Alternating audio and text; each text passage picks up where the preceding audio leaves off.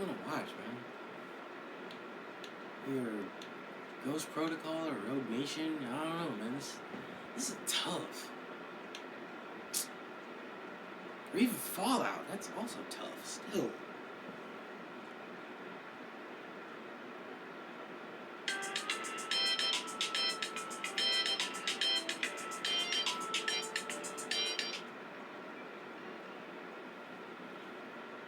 Hello.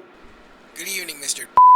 Your mission, should you choose to accept it, involves giving the best spoiler review for Mission Impossible Dead Reckoning Part 1. We've taken the liberty of assigning you another team member to spoil the movie with you. As always, should any member of your team fall behind or miss this movie, we will disavow all knowledge of your actions. Good luck, Mr. This device will self-destruct in 5 seconds.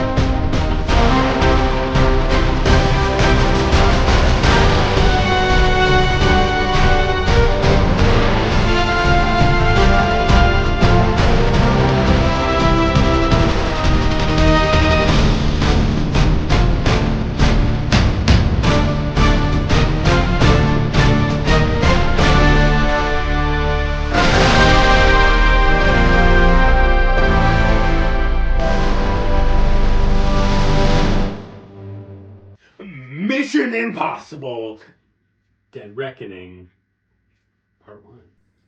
Done. Yes.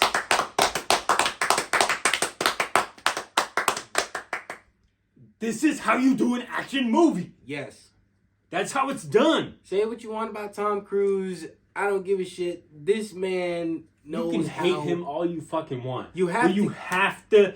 you have to give him his props. You have on to. how he does his fucking action. You have to. You gotta give him his stripes. You gotta give him all the props in the world, man. Because the amount of work that this man puts in just for the action alone, just that cliff jump that we see in the trailers, dude. And my thing is, that's not even the most impressive stunt in the movie.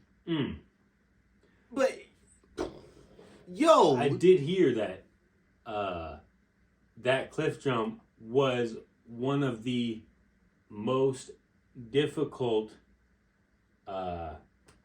action stunts ever filmed. Yeah, because they had to hand build the ramp. That shit, it blows my mind. And literally, we saw maybe 10 seconds, 20 seconds of footage from all that. Yep. But it was fucking insane. But when you actually see it in the movie, it's completely worth it. Oh yeah, completely worth it. We got our money's worth with this movie, man. Oh my god. So we just got. That's just the tip of the iceberg, though. For real. All of the stunts that were in this freaking movie. Yep, and we gotta jump. We're just gonna say fucking jump right into this shit because the you know what's crazy? The movie literally starts off with these guys in the submarine, right? And even that, I was already tense as shit because submarines already freak me out enough as it is. Oh, yeah. So I'm sitting there like this. I'm just like, yo, what's going on? What's going on? What's going on?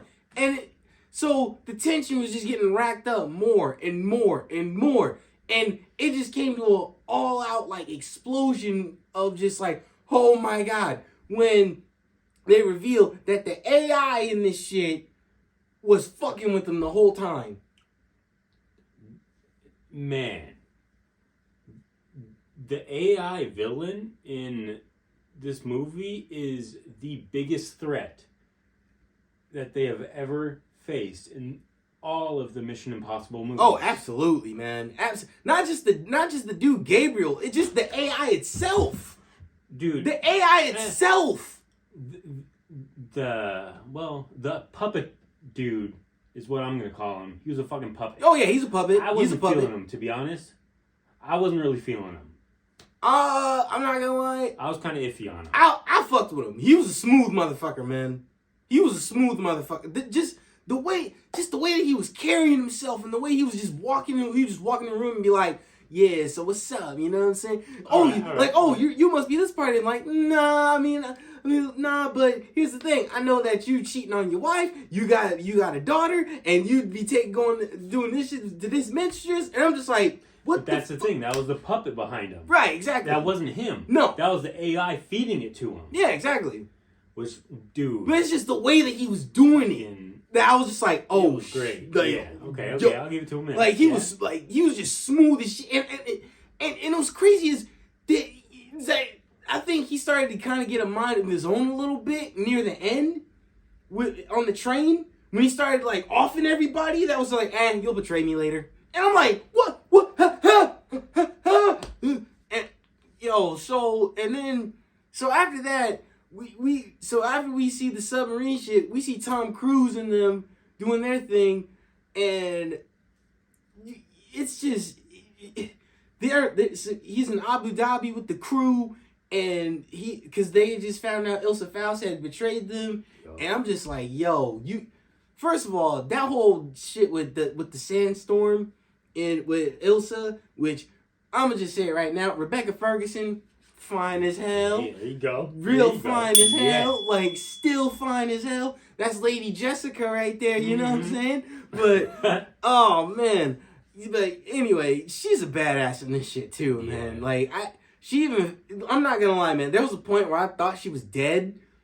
I did too, yeah. I legit thought she was dead when they shot it, when the one mercenary came in and shot her. But Tom Cruise shot the one mercenary, but she just played dead. Yeah. But they revealed it later on that was a smart move. Yeah, she was faking the whole time just so she could get at him. But she didn't know it was, Ethan Hunt. Yeah. I was like, yo, okay.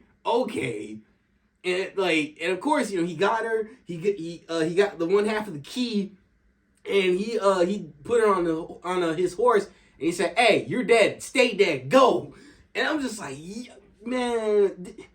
And the way this movie started before the fucking title sequence happened. We see Kittredge in this shit from the first movie. Oh, man. From the first fucking movie.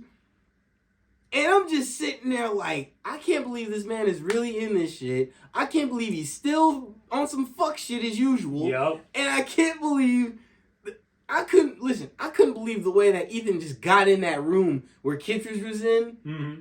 That was some smooth ass shit. It really was. This man came in. It really was. He came in disguised as one of the operatives or some shit, and he did. Yeah, it was like a Secret Service. Yeah. He had a mask and everything on. He didn't say shit the whole time until they were still talking, and he goes, "Hey, Kittredge," gives him a box, and hands him a box. And nobody else knew about it. No one else knew because they were too busy They were too busy ending their conversation and shit. So Kittredge opens the box. It's a little like gas mask shit, and I'm just like, no. Yep. Like I put two and two together when that happened. I was like, no. Yeah. So there it is. So Kittredge turns around. This dude has already got the shit on. He's ready to go. So he throws the gas. Bop, bop, bop, bop, bop. And I'm just like, it's Ethan, ain't it? It's Ethan, ain't it?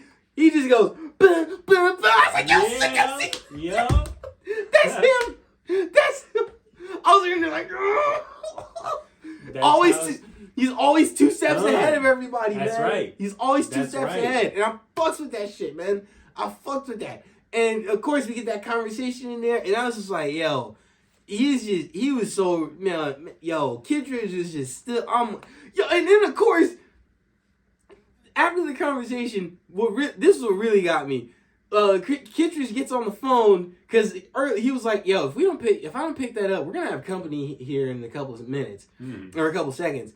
So he goes to pick up the phone. You see Ethan in the background doing his shit, but you're starting to wonder what. And then Kittredge turns around after he hung up the phone because dude on the phone was like, "Hey, hang up the phone in like 5 seconds. If you don't hang up the phone, and by the time I count to 5." Then I'll know you're really in danger. 1, 2, 3. Yeah. So, Kittredge turns around and he goes, hey, how you gonna get out of here anyway? Ethan already got Kittredge's shit on. Yep. And he shoots him with a dart, with like a little sleeping dart. Oh, yep. I was like, yo, I love this movie already, man. Clever. I love this fucking movie already. I love it already. Mm-hmm. We didn't even get to the main plot. Some classic Mission Impossible shit right there. For real. Right off the bat. For real. And I love loved it. I loved every Absolutely. single fucking minute of it. I loved it, man. So right after that, we meet, we just gonna say it. Haley Atwell. Yup. Grace. We see her fine ass. Mm-hmm. The whole time, man, listen, that accent, the way that she carries herself, Oh, she got the you. way she, man, there's just, Yeah, that brother's starving. to me, there's just something about Haley Atwell that I just look at her and I'm just True like, that. yes. True that. You just looking at her. Where can I get me one of those? Yeah, I'm like, I need a woman like you in my Yes, life, like exactly. right now, as in right now. Yes, right now. But yo, so we end up finding out that she's a thief, and she does pickpockets. Like and, a mastermind. oh, thief, though, man.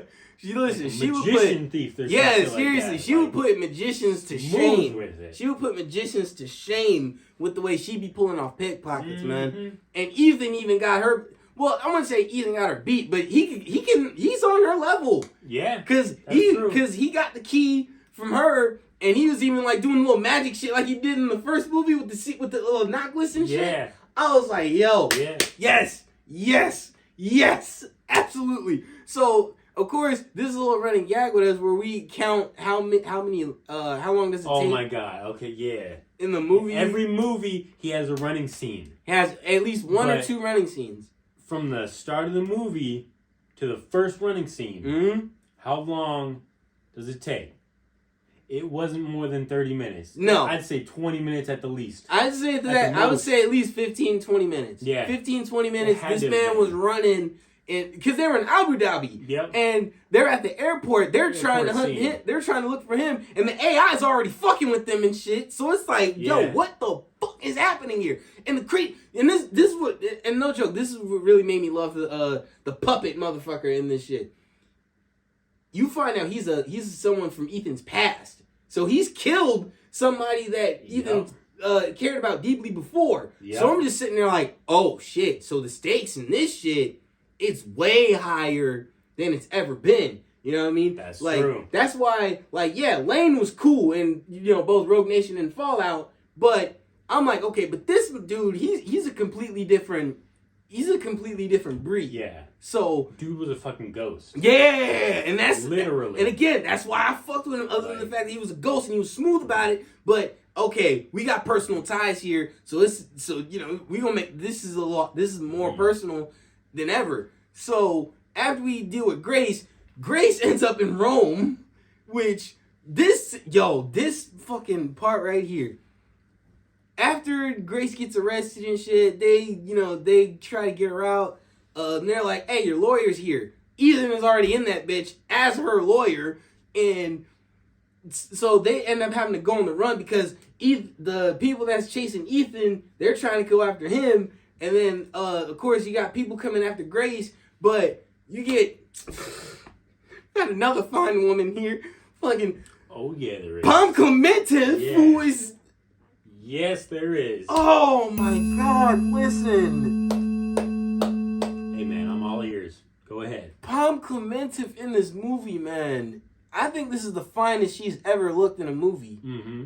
And if she was hunting me, man, I'm not gonna lie, I wouldn't run. Yeah. I would not run. I'm not. That alleyway scene, though? First of all, that fight was crazy. Damn. That fight was crazy. Damn. And then secondly, there's a point in the fight where she kind of wraps her legs around his neck to try and choke him out. I'm sitting there like, Why would you want to get out of that? No, I'm just kidding. I wouldn't get out of it. I'm not gonna lie, I wouldn't get out of it. I would just be sitting there like, you're harder, mommy. Daddy, chill. You're just gonna accept death at that point. I would Just like, accept it. I this don't is how care. I want to go. I would This accept is how I'm it. gonna go. Yep. I'm like, hey, it is what it is.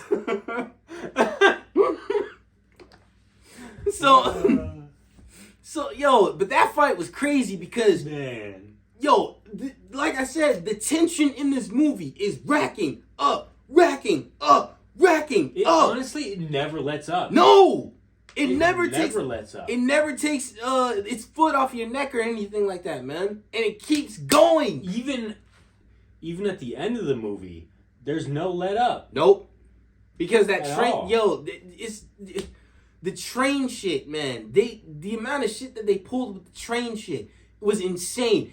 I'm not gonna lie. Again, this movie was its own thing, but there were moments in it that reminded me of the first one a little bit. I honestly want to say the train, that I can't really pinpoint exactly what part, but the entire train scene is probably my favorite part of this movie. Yeah, that's the best stunt. It's the best freaking stunt. Fantastic. All of that was the best stunt in the whole movie.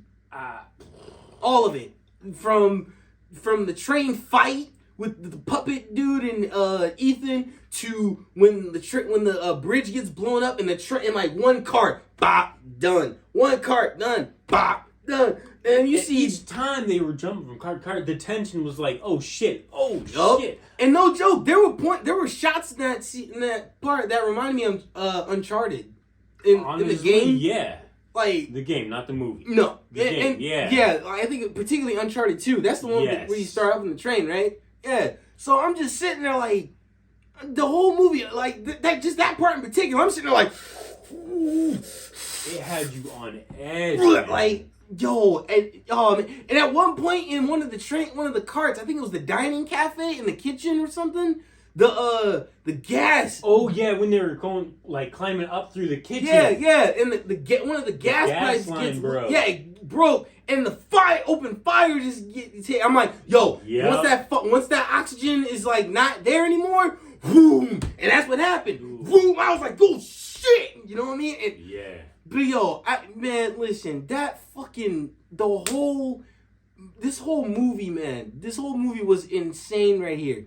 So also, it's and not only just the crazy stunts like that, just the humor in the shit. It had, oh my god, the comedy in this, nailing the freaking humor every time for me. Yo, it wasn't too much. No, it was the perfect points at the perfect time. Yeah, it was more than enough. Yeah, like to the point, like particularly when they were in Rome, right? And they were on Ethan and Grace, they were handcuffed to each other. Yes, and the car driving. Oh my god!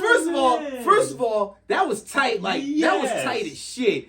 Seeing them having to maneuver around each other and having to one person has to take the wheel while the other person has to have the foot on the gas or the foot on the brake. I was like, yo. Yeah. That shit was great. But it was funny as shit when the small ass car came out. And I'm sitting there we were expecting the nice ass car. Yeah, the nice ass car. The safe car or some shit. But then it came up to be some small. It was like a Fiat 500 or some shit. Yeah, some shit like that. And then they get it, and then they get in, and Tom Cruise is just sitting there taking his time because he's like, sorry, these cars, they don't really. He's trying to figure it out. He's trying to figure out the buttons because oh wait, shit. Windshield wipers. Yo, and I'm not gonna lie, man. Haley Atwell, she looks fine as hell in a business suit. True that. Or what is it like a old button up with some business blazer or some shit like that? Business button up with business pants and some. I don't care, man. Something like that. She fine as hell. Yeah. She was fine as hell this whole movie. She was so fucking fine this whole movie. So of course after that shit happened, which I'm not gonna lie, the way that ended, the chase and how they did a reverse into the train tunnel. That honestly, that entire car scene was one of the best car scenes in the Fallout franchise. The Mission Impossible franchise. Yeah, absolutely. I agree. That was the best. Mission Impossible franchise, best car chase ever. Best car chase in the whole movies, and all 7 of these movies. Yeah. So you see, so they end up in the tunnel at one point, and Haley Atwell, like I said, she's a thief, so she has to learn how to get out of handcuffs and shit. She can get out of handcuffs with a paperclip, bobby pin, whatever. Well, so she had when she was looking at her passport or some shit, she snagged that paperclip. Yeah, she was looking at her phone or some shit. That's what I was she like, had. all right, what's she gonna do with that? Yeah, when she gonna get out of those? And she gets out right after the chase because Ethan put the handcuffs on her when The homie from Fast and Furious, the one that's always getting his nose fucked up. Yeah. He tells her like, hey, put these on. You coming with me? And he goes, yeah, no. So he puts them on her because she tries to run, and he's like, you run, you taking me with you. Yep. He knew it right away. He knew she would try to run again. Yeah, exactly. He knew it. Yo, and then Pomplamont's fine ass was chasing them and shit too in that crazy ass truck. And or that wasn't. I think it was either way. But man, fuck that. Just the fucking how I don't car chases, man. Car chases, crazy ass fights. And then you see Rebecca Ferguson, she manages to rendezvous with the team again, but because she was like, hey, I got some information about, why we're dealing, what's going on here. Yeah. And the whole time you're learning about like the AI and why Ethan was like, wait, I thought I saw somebody that I knew once before, and that's when like I said, the tension, it just keeps racking up, especially in that part, because that's when you're like, oh, now everything makes sense. Dude, so I would, man. Overall, to be honest, this is my favorite Mission Impossible movie. I might have to agree with you there. I cannot wait for part 2. Yep. Even though part 1, I was fine with the entire fucking movie. Yep. Like it didn't feel incomplete. No, it was its own movie. A solid freaking movie. It was its own movie with its own story, and it's like, hey, okay, hey, this is how it's gonna go. This is how everything's gonna play out at the end. But it's still gonna be enough to set up for hey, we're still gonna be dealing with this shit in part 2. There's still a threat to handle in part 2. Yeah, because the AI is still out. Because one, the AI is still out there. 2, the puppet motherfucker's still out there. And 3, unfortunately, this month, we have to say it. This motherfucker made it even more personal. Motherfucker killed Ilsa. Oh man! Listen, I was not ready for that. Ooh. I wasn't ready, cause they were in the club, right? Because they met up with fucking Vanessa Kirby. Yes! Oh my god! Yo. Now we're talking. Vanessa Kirby. Now we're talking. She's somewhat similar to Haley Atwell. Just the accent. Yeah. The accent in this woman's voice. Not just her accent, her eyes, man. That's what I was about to say. Her eyes. That's exactly what I was about to say, man. Like fucking, they put you in a trance right quick. Seriously, okay. You look at Vanessa Kirby. Look away from the screen for just. I was just like, I gotta stop it now. I'm just like, hold up, I need a break. Yeah. I need a break. I'll still listen. It's just I need to stop looking real quick, man. Like, Vanessa Kirby in this fucking movie. First of all, I'm glad she's back. I really am. Oh man, yes. I really am because she's the daughter of the one dealer from the first movie. Yep. Yeah, that's right. That's right. Max? Yeah. So I'm glad she's back. But man, this one, I'm not gonna lie. I thought she was gonna die in this one. I thought she was too. But then again, she's she's a dealer like her mom, so she's gonna do whatever it takes to get the upper leverage. Because in that little party, whatever, the puppet motherfucker introduced the AI or whatever to everybody in the room because he was like, hey, Ethan, similar like last time, you're gonna have to make a choice. You either save Grace or you save Ilsa.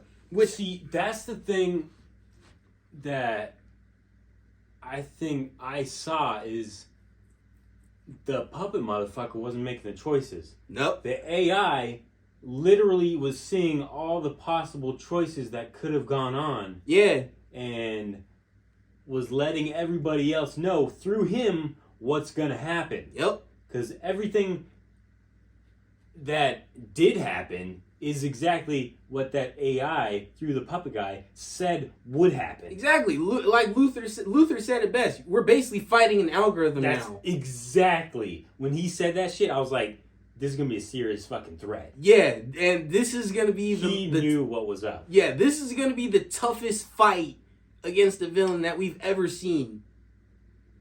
Now I just thought about it. I'm curious to see what he's been up to in part 2. Ooh, Ethan? Yeah. Oh. Yo. Because you know where they leave it, where he leaves. Yeah. To do his shit. I want to see what they're gonna do with that in part 2. Yeah, because he unfortunately after the train shit, which was fucking insane, Grace survives, and here's the thing, he says, hey, there's only one of 3 ways that this is all gonna end for you being a thief and shit. You're either gonna end up in prison, you're gonna end up dead, or you can say fuck it and join us. Join the IMF. So he said, hey, once this is all over, you go to Kittredge. Kittredge is someone you can trust, even though Kittredge is always on some fuck shit. But hey man, you're right. Yeah, but right. But she does go to him. She does go to Kittredge at the end. She said, hey, I was told that Ethan said you were gonna give me a choice. Well, fuck it, I accept. And I was like, okay, welcome to the IMF then. Shit. So. I wonder how she's gonna play in part 2 now. Yo, seriously, I think now obviously she's not gonna replace Ilsa. Ilsa is No. Listen, Ilsa is like has a special place in in the team because obviously, yeah, you could save her, but she can take care of herself. You know what I'm saying? Yeah, you're right. And we can and I can handle that. But Grace is only good with people. You know what I mean? She's good with thievery and just pickpocketing and sleight of hand, basically magician type shit. Yep. And I'm just like, okay, unless she wants to she can be able to handle the hand-to-hand shit, then maybe we'll think about it. But overall, right. I am glad she's gonna be part of the team in part 2. So I'm like, yo, we're gonna have a good time in this shit. You know what I mean? Yeah. So it's like, oh yeah. This movie, man, fucking flames. I'm not even gonna lie. This is probably the second best movie of the year to me. It's definitely the best action movie of the year. Oh, facts. For sure. Yeah. It beat John Wick, that's for sure. If not the best action movie made. Yeah. Definitely my favorite Mission Impossible movie. Absolutely. Definitely my favorite. I'm not gonna lie, Rogue Nation, it was neck and neck between Rogue Nation and Fallout for the longest time. And then this came out. I love Fallout though, not gonna lie. No, same. But I love Fallout. This one topped it for me. Yeah. This definitely topped Rogue Nation for me too. And I love Rogue Nation. Yeah, I love yeah. Rogue Nation. Rogue Nation, man. I loved Rogue Nation, dude. But Dead Reckoning Part 1, I don't know, man. This just had everything, man. Yeah. This had everything for me. This had a super threatening villain. It had a smooth motherfucker, which I'm not gay or anything, by the way, but that motherfucker's handsome as shit. But yeah, man. But yeah, a smooth son of a I bitch. just want to say, it's my favorite villain out of the entire Mission Impossible I'm gonna have to agree. And Pom Clementa's fine ass. Listen, she was a monster too. Yeah, she was. Just the shit that she was pulling in this shit. I'm just sitting there like, so you want to chase me with that, or you wanted me to come to you and I got to deal with you, or from there we could just get married after we beat the She be coming after you trying to pull up some smooth shit or something. Yeah. Yeah, she. I really would say you that. You really would though. Yeah. I really would say that shit. Even when she's wrapping her leg, I'll be like, harder, mommy. How about we get married first, and then we can make this official.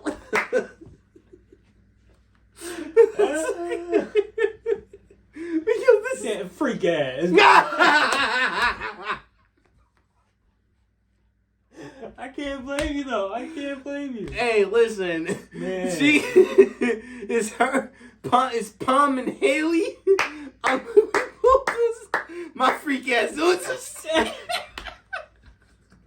We experimenting that night. Not together. Okay. Okay.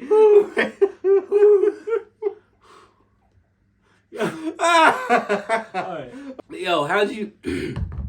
As far as the fight with Pom Klementieff and shit, my thing was the lead up to it, man. Just Tom Cruise running all over the place.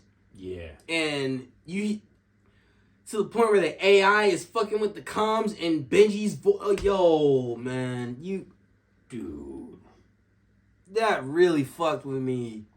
When it was Benji's voice, but it wasn't really him. Yeah. And Tom Cruise just running all over. What was it? They're in Was it no, it wasn't Were they France. still in Venice? Or, Venice. You're right, Venice. They were in Venice, and just like he was trying to get to Grace, but dude, as soon as I saw the AI taking over those satellites, I knew it was game over. yeah, it was officially done. I knew it's just gonna get worse. He's gonna probably like take over some kind of voice comm or some shit. Yeah, and it was boom. Benji. And it was Benji, It unfortunately. fucking And unfortunately, Ethan, man, he had to fucking find Ilsa. Yo, man, I was. You know what I think? In the first part, where they have the fake bomb and he's trying to, like. Oh, in the airport? Yeah. Yeah. That's how it got his voice. That's right! That's right! And they used that to recreate his voice in that same part. Yup. Where he's That AI, like, man. The more I think about it, the more it kind of connects. And the thing that shit like that, like this AI threat, man, it's freaking insane. For real. And the thing that pissed me off about it was that everyone was like, no, we don't want to kill it. We just want to control it. You know that's the dumbest idea all of you motherfuckers have. That's what the AI wants. It wants someone to think that they can control it. Exactly. Like that motherfucker in the train that got his throat slit. Yeah. I call him I call him the Max Man, Princess Bride, because that's where he's from. Yeah. I forget his name. But yeah, man, like once Puppet Dude heard his plan, he was like, no. Swoop. He said, nope, you gonna betray me. Yeah. You gonna betray me, and you gonna let Ethan, you gonna tell all this to Ethan anyway. And I'm just like, damn. Y'all some dumbasses. Y'all are some dumbasses. Y'all are some dumbasses.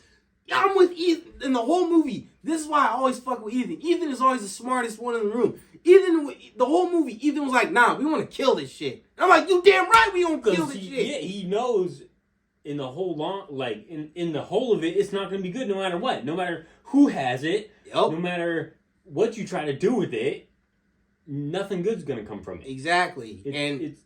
You can't control this motherfucker. No, you have to kill it. Even Luther was like, yo, I can't be there, man, because Luther is the one who's the tech guy, and he can't do anything if the tech is just gonna get fucked with the whole time. Yeah. So he was like, listen, you take this hard drive, and if anything's left in this this AI left its print in here, get rid of it if you can. If not, destroy it. And I was like, well, Luther's of course is on the team as usual, but you know, and like I said, I keep saying it. Ethan is always the smartest one, especially with his crew. I can't wait for part 2, man. I want to see what he was up to. Yeah, I want to see because the movie ends with him getting away from the homie from Fast and Furious, always fucking getting his nose fucked up, and Grace accepts the shit from the IMF, and unfortunately, the puppet motherfucker also kills Pom Klementieff, which I'm like, you son of a bitch. Yeah. And unfortunately, we couldn't kill him because he also knows a lot of shit about the AI. Well, yeah, the AI used the puppet motherfucker against Ethan. Yeah. And honestly, Luther even had to remind him. I said, yo, I know he's from your past, but are you going to be okay enough to keep him alive? And Ethan almost killed him. Yeah, he would have if he didn't get that conversation right there. Nope. He would have. He would have killed him if he didn't get the conversation. And that's exactly what the AI wanted. That's exactly what the AI wanted. One of two things the AI would have wanted. Either Ethan would have died on the train, or Ethan would have killed dude. That's the predictions that it made, you know? Yep. That's the AI trying to predict the future and shit like that. Exactly. So I was just sitting there like, man, Ethan, that's dude. That's what it does, man. So the whole time, he's sitting there with the knife on his throat, and I'm just like, dude. I almost know you want to, but you can't right now. I was like, yo, I don't blame you, man. I don't blame you. This motherfucker deserves it, man, after killing Ilsa and stabbing my baby Pom, but... Man, In a way, I knew he was using that to get the key, though. Yeah, that and show him like, hey, you bleed, bitch. Yeah, exactly. Like, yo. You're right. Yo, so I was like, and the fact he did make him bleed and he left, not without the key, just with the lighter. He swapped it. That's right. Yeah, he swapped it like Grace. Little, like, you motherfucker, I got you. And he all like, Ethan. And I was like, that was like a cartoon, but I'll take it. Yeah. Either way, man, this fucking movie was phenomenal, man. This movie ended with the way it ended, set up everything with the submarine and the fact that Ethan and Benji now have to go back and find Luther and because they got the key now and. Yep. I'm just sitting, and of course, Haley Atwell's fine ass, Pom Clementa's fine ass, Vanessa Kirby's fine ass, Rebecca Ferguson's fine ass. Speaking of that, man, let's give it up for the fucking cast, man. Everybody killed it in this movie, man. Everybody Absolutely. fucking killed it. Tom Cruise, of course, killed it. Ving Rhames, killed it. Simon Pegg, killed it. Vanessa Kirby and them, killed it. I forget the dude who played the puppet's name. I can't say his name because I'm gonna fuck it up. But him, killed it. Yo, man, this movie, Christopher McQuarrie, writing it and directing it, killed it, man. And also, let's give it up for the little message that they had at the beginning. See, this is why we go to the theaters. A theater movie is made for the theaters. Yep. It was created for the theaters. Yep. That's what they say at the very beginning to let you know. We make these movies for the big screen. Yep.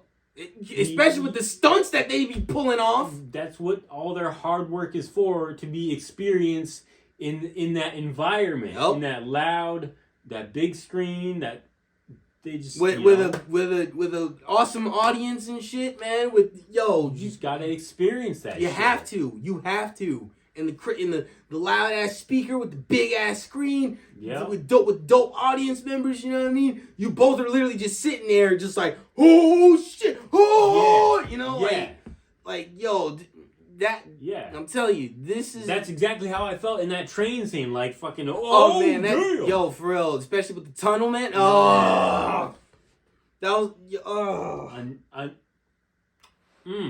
similar. That was another crazy ass action scene. Yeah, there's so many. It's hard to even count them in this movie. It really is. It's ridiculous, honestly, man. The amount of action scenes that are over the top in this movie are the best out of every single Mission Impossible movie. I legit couldn't believe what I was seeing. I really couldn't believe what the fuck we were seeing. So like I said, man, it's literally up there as like one of my favorite movies of the year. It's a 10 out of 10 action movie. It's a certified good time.